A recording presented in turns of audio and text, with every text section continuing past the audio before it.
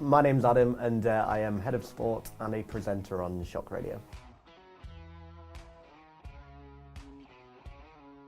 Radio, well, I've started probably when I was about 14 years old, so quite a few years, but I joined Shock last year, so I've done that for just over a year.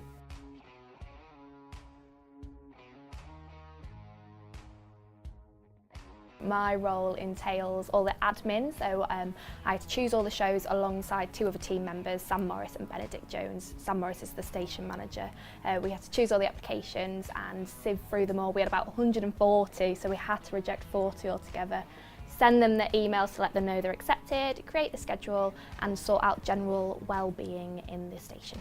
My favourite thing about radio is definitely how you can turn just an initial little idea that might sound really boring into something amazing. So for example, the other day I was on the radio talking about how I couldn't sleep the other night, which does sound really boring, and like people be like, did you really talk about that? But if you plan it and if you put a lot of effort and passion in, then it can sound really good. And what I really like about radio is that you can be really relatable. So for example, everybody's not been able to sleep one night and everybody knows how it feels and it's really annoying. So if you put it across in a way that people can be like, yeah, cool, I know that, I know how annoying that can be, then people are like, yeah. And it's kind of like talking to a friend, kind of like, even if you've never met, yeah. I absolutely love people. I love talking to people, getting to know what's going on, what's happening around the world.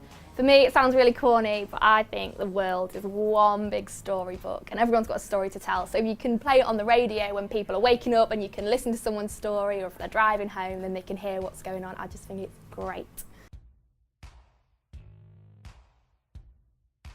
To be prepared, definitely, to come into a studio and be able to know what you're saying, have all of your links planned out and ready, so that you don't pull up a mic and be like, so, how's everybody doing?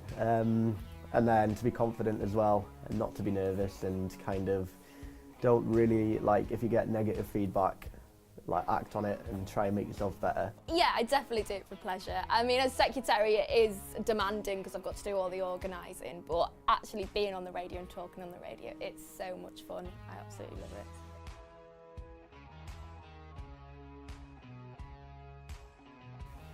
For me, to create a really good radio show, you need to plan it.